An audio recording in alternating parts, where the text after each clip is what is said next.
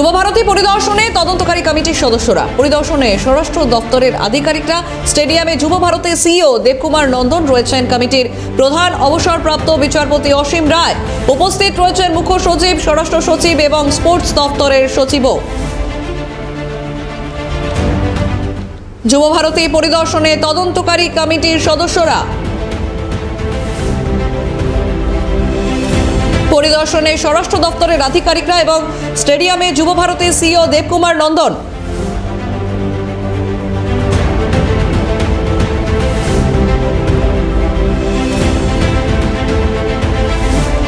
সরাসরি রয়েছেন প্রতিনিধি মফিজুল ইসলাম। মফিজুল, যুবভারতী পরিদর্শনে ইতিমধ্যেই তদন্তকারী কমিটির সদস্যরা। এখানে এই মুহূর্তে যুবভারতীর চিত্রটা ঠিক কেমন? কারা কারা পৌঁছলেন?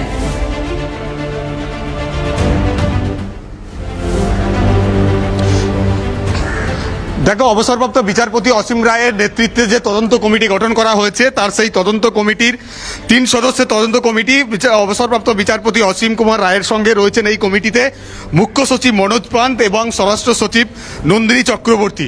তারা 3জনেই কিন্তু ইতিমধ্যেই যুবভারতী প্রাঙ্গণে তারা এসে পৌঁছেছেন। যুবভারতীতে প্রবেশ করে প্রথমেই তারা সরাসরি একেবারে মাঠে প্রবেশ করে গিয়েছেন। তারা মাঠের যে পরিস্থিতি, যে চিত্র, সেটা কিন্তু দেখার জন্য তারা মাঠে প্রবেশ করেছেন। আমি দেখানোর চেষ্টা করব, যেহেতু তদন্তকারী টিম তারা পরিদর্শন করছেন মাঠে, গ্যালারির ভেতরে বিভিন্ন অংশ, ফলে সেখানে আমাদের ক্যামেরা নিয়ে এই মুহূর্তে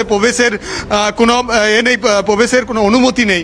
ফলে বাইরে থেকে যতটুকু দেখানো সম্ভব যে সেটা আমরা দেখাবো, যে এই যে গ্যালারির বর্তমান পরিস্থিতি, এই পরিস্থিতি মূলত তারা খতিয়ে দেখতে ওই তদন্তকারী কমিটি তারা কিন্তু ইতিমধ্যেই তদন্তকারী কমিটির যারা সদস্যরা রয়েছেন তারা ইতিমধ্যেই কিন্তু একেবারে সরাসরি মাঠে পৌঁছে গিয়েছেন। আমরা সেটা ভিআইপি যে লঞ্চ রয়েছে সেখান থেকে আমরা দেখলাম, ভিআইপি যে গেট রয়েছে যেখান থেকে প্লেয়াররা এন্ট্রি করেন, ভিআইপিরা এন্ট্রি করেন, সেই গেট দিয়েই কিন্তু তারা প্রবেশ করলেন।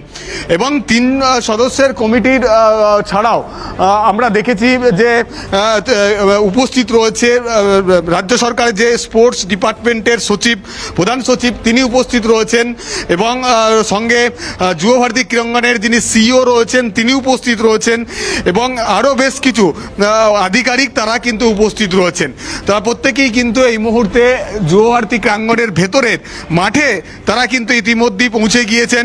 সেই মাঠে কিন্তু তারা মাঠের যে বর্তমান পরিস্থিতি চিত্র এই মুহূর্তে গোপাল তপদার দেখাচ্ছে যে কিভাবে ভগ্নদশা অবস্থায় রয়েছে। মাঠের মধ্যে দেখতে পাচ্ছ তুমি ভাঙা চেয়ার কিভাবে ছড়িয়ে ছিটিয়ে পড়ে রয়েছে এবং বিভিন্ন যে অস্থায়ী টেন্ট তৈরি করা হয়েছিল মেসিকে সংবর্ধনা দেওয়ার জন্য, সেগুলোরও কিন্তু গতকালকে ভাঙচুর করা হয়, সেগুলোও কিন্তু কার্যত ছড়িয়ে ছিটিয়ে রয়েছে। এইগুলোও কিন্তু খতিয়ে দেখবেন এবং এগুলো কিন্তু খতিয়ে দেখতেই তারা কিন্তু ইতিমধ্যেই ভেতরে প্রবেশ করেছেন।